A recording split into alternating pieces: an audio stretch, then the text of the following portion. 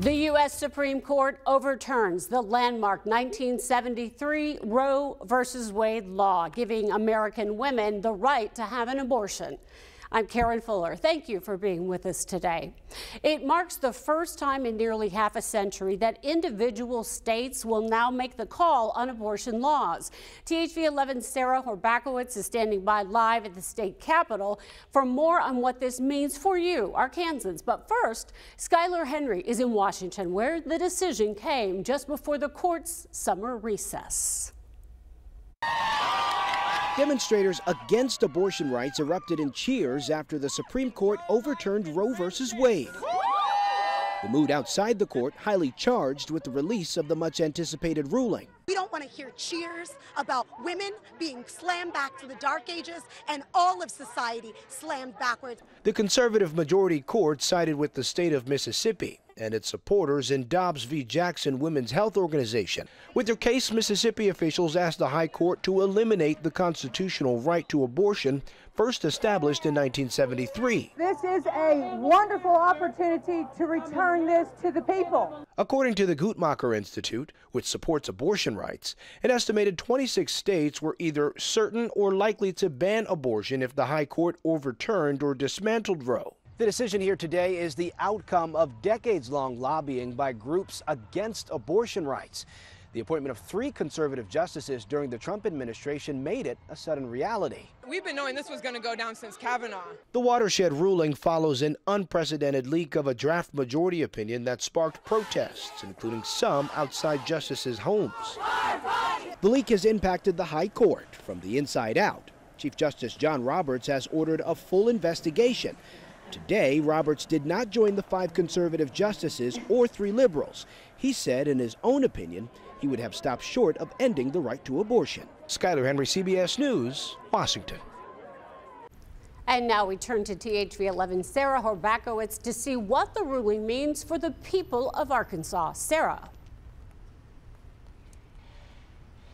The overturning of Roe v. Wade means that there's no longer a constitutional right to abortion, and that is up to the states. So here in Arkansas, the access to abortion is all going to change at 2 p.m. Leslie Rutledge has signaled that that's when she's going to certify that Roe v. Wade was overturned and put a trigger law into effect. Right now in Arkansas, before 2 p.m., you can get an abortion up until 6 weeks of pregnancy. But after 2 p.m., abortion will nearly be banned in Arkansas. That'll be just in case of saving the mother's life, and that's up to the discretion of the state in each of those cases. So really a lot's going to change later this afternoon. We're going to hear from Leslie Rutledge, hear from Governor Hutchinson about what that change is going to be. Right now at the Capitol, there's a few protesters behind me, but honestly, we've mostly seen media preparing for more protesters later tonight. So we're really trying to see what's going to happen later on today. This isn't as much of a surprise as it could have been since we saw that Roe v. Wade draft opinion leak back in May. But we are going to have more information later on today and what we can expect at 2 p.m. and that's when laws could change here in Arkansas. But for now, reporting at the Capitol, Sarah Horbakowitz, THV11 News. Sarah, thank you. Arkansas Republicans are weighing in this afternoon. Governor Hutchinson says, quote, "For decades, I have said Roe v. Wade was wrongly decided. Arkansas is a pro-life state, and we are able now to protect life." Congressman French Hill writes, "I am pleased with the Supreme Court's decision today that elevates life by affirming that there is no constitutional right to an abortion." Senator Tom Cotton tweeting, quote, "Highly commend the millions of Americans who toiled for years to achieve this great victory for unborn life." And as you know, THV11 is covering the important angles to this developing decision. We'll bring you more reaction as well as the future of abortion rights in Arkansas coming up tonight on THV11 at 5 and 6. It's shaping up to be another toasty afternoon. Temperatures across most of the natural state here at the noon hour already in the 90s. Here's what the numbers on the board say. 91 in Little Rock, now up to 93 in Hot Springs, a warm 92 in Stuttgart. It's only going to get hotter over the coming hours. We'll probably top out around 97, but with all that humidity, you know the drill. It's going to feel much more like we're in the triple digits, anywhere between 100 and 105. A few folks are going to see maybe a pop-up storm this afternoon. Pretty typical of the summer months in Arkansas. Your chance of that today, 20%. Tomorrow, even hotter, 101 degrees across the metro. It's going to be hot. It's going to be humid. Heat advisories certainly possible going into the first half of the weekend, but Sunday, a long anticipated cold front moves through the state. Before it gets here, it's going to get hot. Most of the cooler air doesn't arrive until late Sunday night into next week. It's going to feel pleasant for a change for at least a few days. We'll have a look at your extended forecast coming up. Scott, thank you. Now to a breakthrough consensus 30 years in the making. The Senate passes bipartisan gun control legislation late last night. Now the bill goes to the House, where it is expected to get final approval today. Deborah Alfarone, also on Capitol Hill, with more. The House is preparing to vote on new gun control legislation, putting it one step closer to become law. The motion to concur with an amendment is agreed to.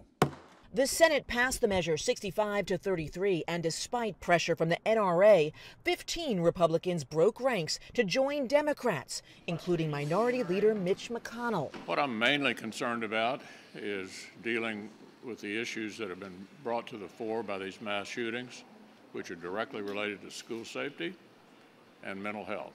The bipartisan legislation will enhance gun background checks for people under 21. It sets aside $750 million to give to states that implement red flag laws designed to temporarily seize guns from people deemed dangerous. And it closes the so-called boyfriend loophole, preventing someone who's been convicted of domestic abuse but lives outside a victim's home from buying a gun. Democrats had to drop some of their demands to get this bill passed, including a provision that prohibited the sale of semi-automatic rifles to people younger than 21. This bill is a compromise. It doesn't do everything I want.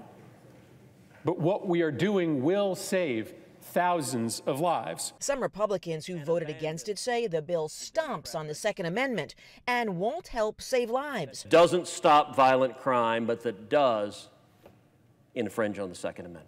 Many Republicans who voted in favor will not be facing voters in 2024. Deborah Alfarone, CBS News, Capitol Hill. Happening now, authorities in Perry County are investigating the death of a detention officer shot inside the jail by an inmate with a gun.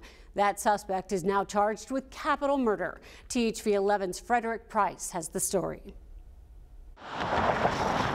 The people who live in Perry County are simply heartbroken. I really didn't think it was true. Beverly Ussery's kids went to school with 21-year-old Jeremiah Story. His smile was infectious. An athlete who did it all and wanted to serve his country. Story enlisted in the Army after he graduated high school in 2018.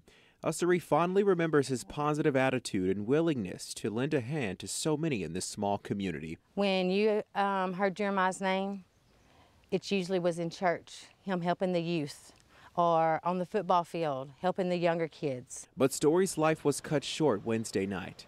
It hit us to the core in our community. State police say 37-year-old Roderick Lewis was being booked into the Perry County Jail on drug charges. While he was changing clothes in the bathroom, Lewis reportedly shot the officer with a pistol.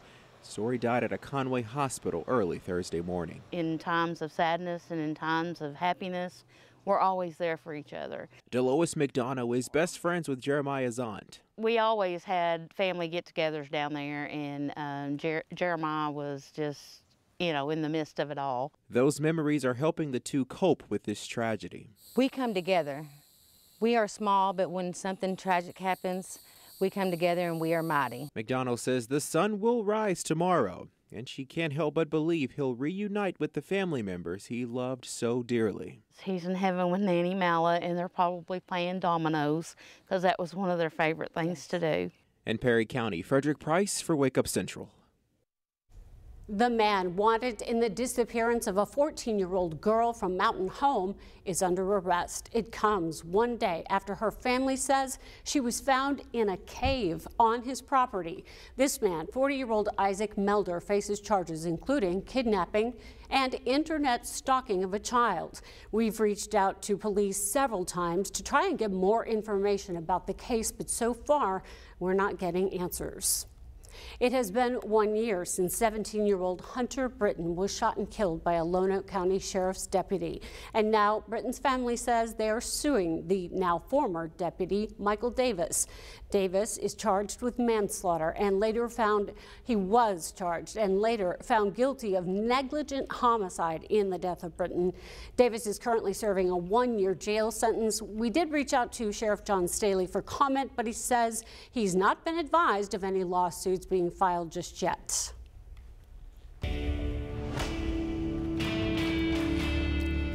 An article about young people dying unexpectedly from sudden adult death syndrome has gone viral this month. Brandon Lewis from our National Verify team explains why claims that the syndrome is connected to vaccines are false. On June 8th, British tabloid The Daily Mail published an article with an alarming headline about sudden adult death syndrome, or SADS. Some social media users then appeared to relate SADS to vaccines. So let's verify.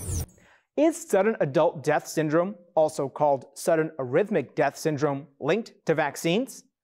Our sources are the Mayo Clinic, the SADS Foundation, the Centers for Disease Control and Prevention, and Dr. Pyle Coley, cardiologist and co-founder of Cherry Creek Heart.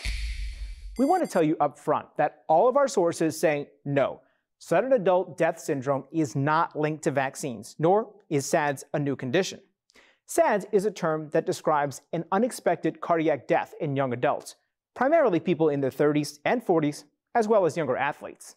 SADS is not listed in the CDC's Vaccine Adverse Event Reporting System, which tracks potential side effects from all vaccines that have been given since 1990, including the COVID-19 vaccine.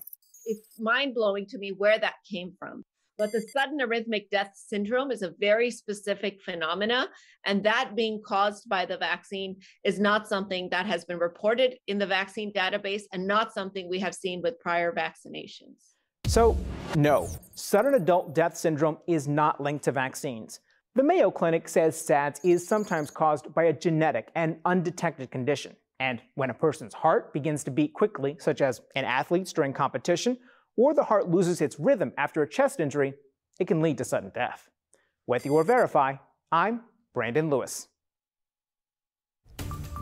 This heat may have you thinking twice about mowing the lawn. Still ahead, how some are getting out of yard work altogether.